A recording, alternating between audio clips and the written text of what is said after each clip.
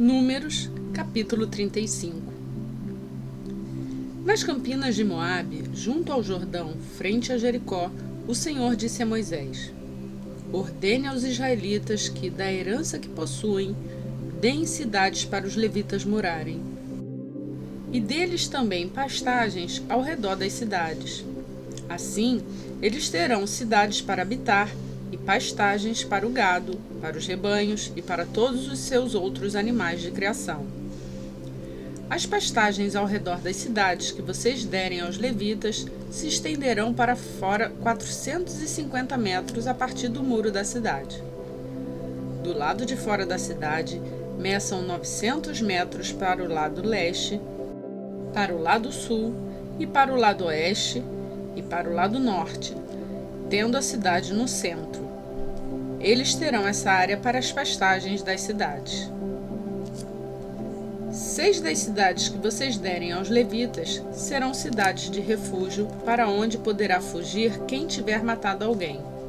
Além disso, deem a eles outras 42 cidades. Ao todo, vocês darão aos levitas 48 cidades, juntamente com as suas pastagens. As cidades que derem aos levitas das terras dos israelitas deverão ser dadas proporcionalmente à herança de cada tribo. Tomem muitas cidades da tribo que tem muitas, mas poucas das que têm poucas.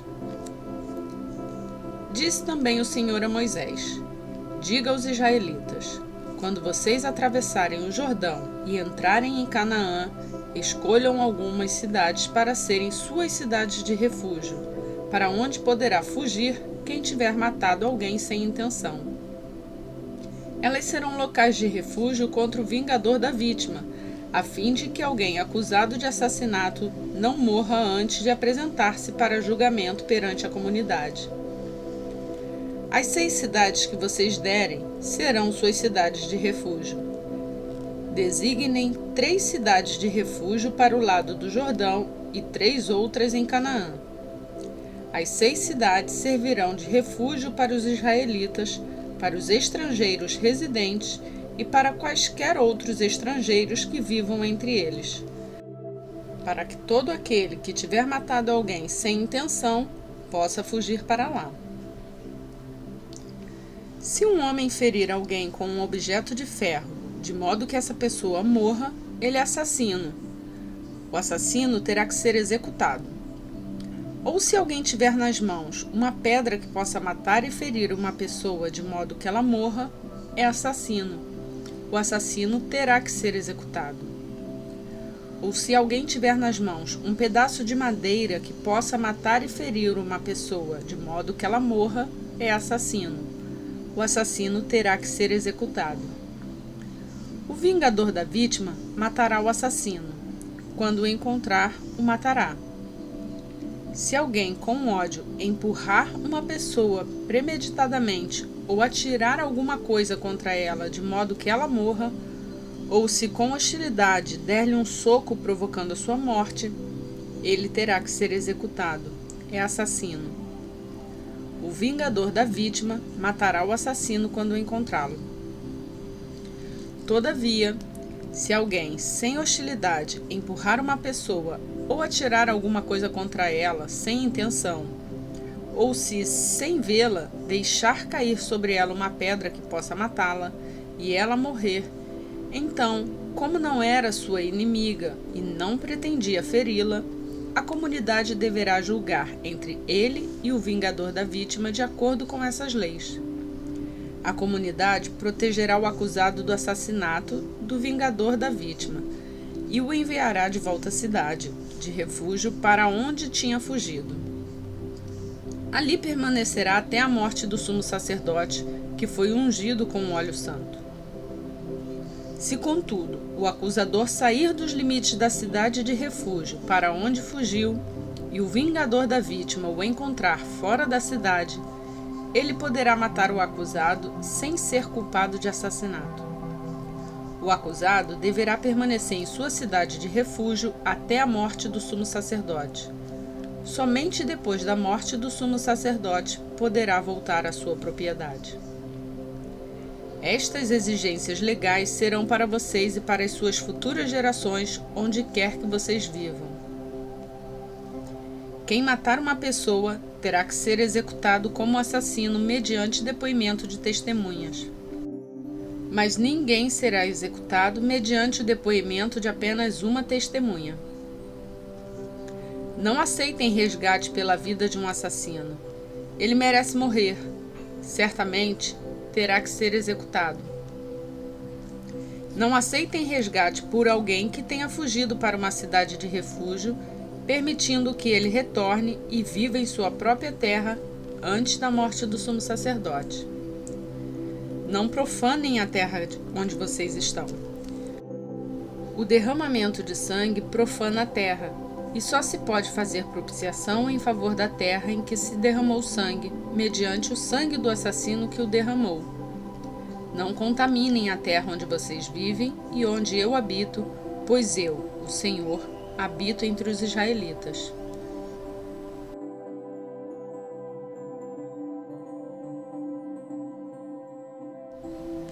Números, capítulo 36. Os chefes de família do clã de Gileade, filho de Maquir, neto de Manassés, que pertenciam aos clãs descendentes de José, foram falar com Moisés e com os líderes, os chefes das famílias israelitas. E disseram: Quando o Senhor ordenou ao meu senhor que, por sorteio, desse a terra como herança aos israelitas, ordenou que vocês dessem a terra de nosso irmão Zelofeade às suas filhas. Agora, suponha que elas se casem com homens de outras tribos israelitas. Nesse caso, a herança delas será tirada da herança dos nossos antepassados e acrescentada à herança da tribo com a qual se unirem pelo casamento. Quando chegar o ano do jubileu para os israelitas, a herança delas será acrescentada à tribo com a qual se unirem pelo casamento, e a propriedade delas será tirada da herança da tribo dos nossos antepassados. Então, instruído pelo Senhor, Moisés deu esta ordem para os israelitas: A tribo dos descendentes de José tem razão. É isto que o Senhor ordena quanto às filhas de Zelofeade. Elas poderão casar-se com quem lhes agradar, contanto que se casem dentro do clã da tribo de seu pai. Nenhuma herança em Israel poderá passar de uma tribo para outra, pois todos os israelitas manterão as terras das tribos que herdaram de seus antepassados. Toda filha que herdar terras em qualquer tribo israelita se casará com alguém do clã da tribo de seu pai, para que cada israelita possua a herança dos seus antepassados. Nenhuma herança poderá passar de uma tribo para outra, pois cada tribo israelita deverá manter as terras que herdou.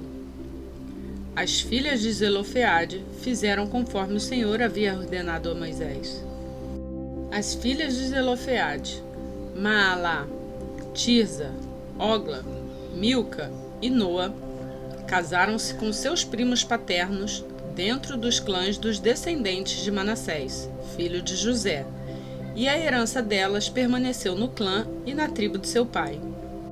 São esses os mandamentos e as ordenanças que o Senhor deu aos israelitas por intermédio de Moisés nas campinas de Moabe, junto ao Jordão, frente a Jericó.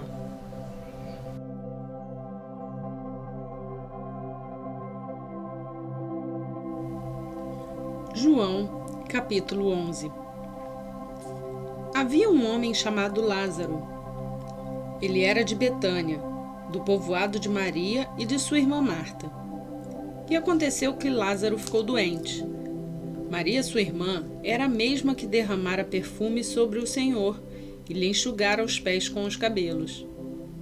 Então as irmãs de Lázaro mandaram dizer a Jesus: Senhor, aquele a quem amas está doente. Ao ouvir isso, Jesus disse: Essa doença não acabará em morte. É para a glória de Deus, para que o Filho de Deus seja glorificado por meio dela. Jesus amava Marta, a irmã dela, e Lázaro. No entanto, quando ouviu falar que Lázaro estava doente, ficou mais 2 dias onde estava. Depois disse aos seus discípulos: Vamos voltar para a Judéia. Estes disseram: Mestre, há pouco os judeus tentaram apedrejar-te. E assim mesmo, vais voltar para lá? Jesus respondeu: O dia não tem 12 horas? Quem anda de dia não tropeça, pois vê a luz deste mundo. Quando anda de noite, tropeça, pois nele não há luz.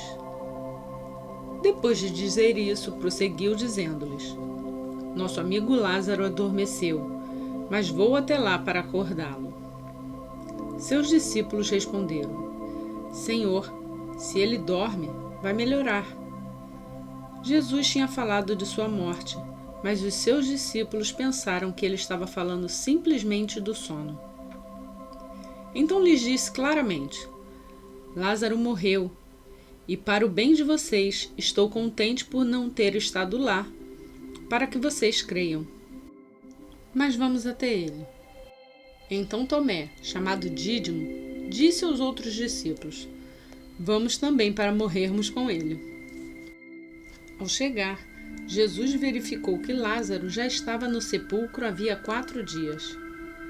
Betânia distava cerca de 3 quilômetros de Jerusalém e muitos judeus tinham ido visitar Marta e Maria para confortá-las pela perda do irmão.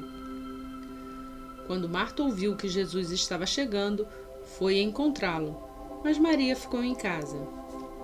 Disse Marta a Jesus: Senhor, se estivesses aqui, meu irmão não teria morrido. Mas sei que mesmo agora, Deus te dará tudo o que pedires.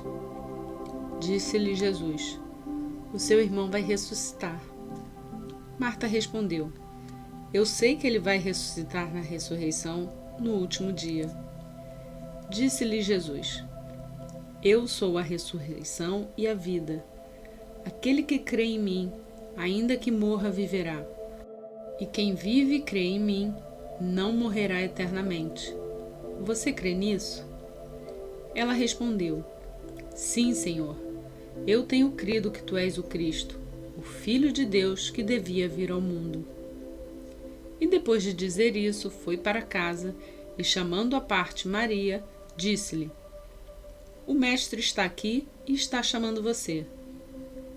Ao ouvir isso, Maria levantou-se depressa e foi ao encontro dele. Jesus ainda não tinha entrado no povoado, mas estava no lugar onde Marta o encontrara. Quando notaram que ela se levantou depressa e saiu, os judeus que a estavam confortando em casa seguiram-na, supondo que ela ia ao sepulcro, para ali chorar. Chegando ao lugar onde Jesus estava e vendo-o, Maria prostou-se aos seus pés e disse: Senhor, se estivesses aqui, meu irmão não teria morrido. Ao ver chorando Maria e os judeus que a acompanhavam, Jesus agitou-se no espírito e perturbou-se. Onde o colocaram? Perguntou ele. Vem ver, Senhor, responderam eles. Jesus chorou. Então os judeus disseram: Vejam como ele o amava.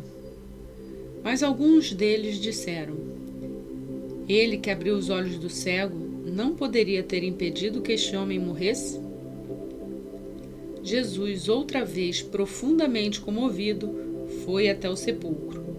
Era uma gruta com uma pedra colocada à entrada. Tirem a pedra, disse ele. Disse Marta, irmã do morto: Senhor, ele já cheira mal, pois já faz 4 dias. Disse-lhe Jesus: Não falei que se você cresce, veria a glória de Deus? Então tiraram a pedra. Jesus olhou para cima e disse: Pai, eu te agradeço porque me ouviste.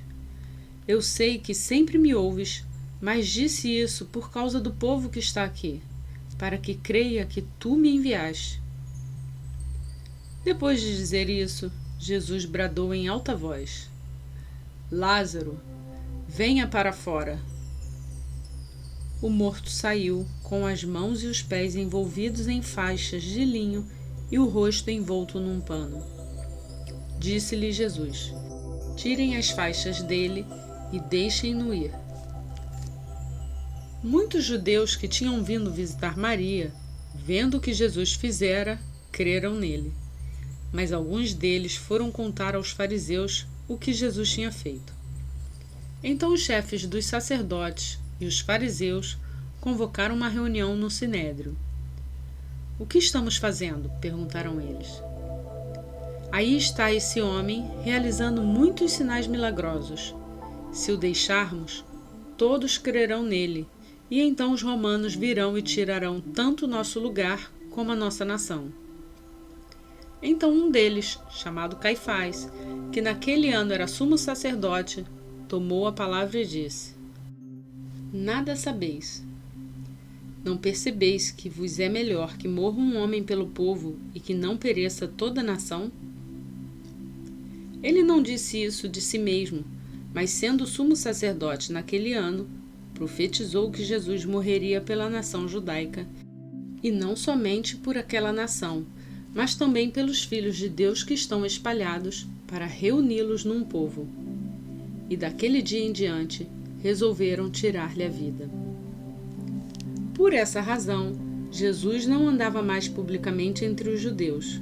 Em vez disso, retirou-se para uma região próxima do deserto, para um povoado chamado Efraim, onde ficou com os seus discípulos. Ao se aproximar a Páscoa judaica, muitos foram daquela região para Jerusalém, a fim de participarem das purificações cerimoniais antes da Páscoa. Continuavam procurando Jesus e no templo perguntavam uns aos outros: "O que vocês acham? Será que ele virá à festa?"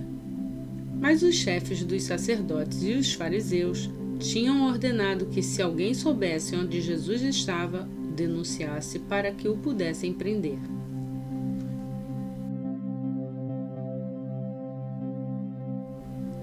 Hoje concluímos a leitura do dia 79 e também a leitura do livro de Números.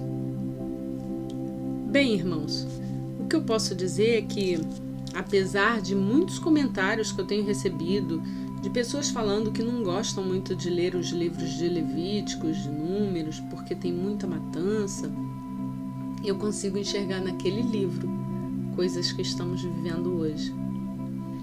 Depois de estudar Apocalipse, eu hoje consigo relacionar muitas coisas que surgiram, que aconteceram na época do livro de Levítico e do relatado livro de Números, com o Apocalipse, com a revelação que vem a nós. Então, tenham um outro olhar, leiam esse livro com o amor que Deus nos deu, que Deus colocou no nosso coração, para que a gente possa entender a palavra e a vontade de Deus na nossa vida. Vejam o que aconteceu com o povo de Israel, um povo rebelde, que se rebelou contra Deus e que por isso ficou 40 anos andando, vagando pelo deserto, antes de chegarem à terra prometida de Canaã. A verdade é que ainda hoje vivemos da mesma forma. A todo momento estamos nos rebelando contra Deus. A gente precisa abrir o nosso coração e saber se queremos fazer a vontade do Senhor, porque talvez naquele tempo muitas pessoas também não concordassem ou não quisessem que certas coisas fossem feitas, fossem realizadas, mas simplesmente obedeciam a Deus. Lembrem de Abraão, que ofereceu seu filho. Então a gente precisa deixar a nossa vontade de lado e fazer a vontade de Cristo, a vontade de Deus em nossa vida. Vamos em frente? Próximo dia estaremos lendo Deuteronômio. Eu fico com aquele tradicional pedido de deixe seu like nesse vídeo. Se você quiser, compartilhe esse plano de leitura bíblica com outras pessoas. Amanhã teremos o início de outro livro para ler. E vai ser muito legal que outras pessoas se agreguem a isso. Me escrevam, deem suas sugestões, façam suas críticas. De cara eu já peço perdão, todo mundo sabe aqui que eu não sou nenhum Cid Moreira. Eu estou apenas uma leitora, uma cristã, como todos vocês. e que gostaria de companhia para fazer essa leitura.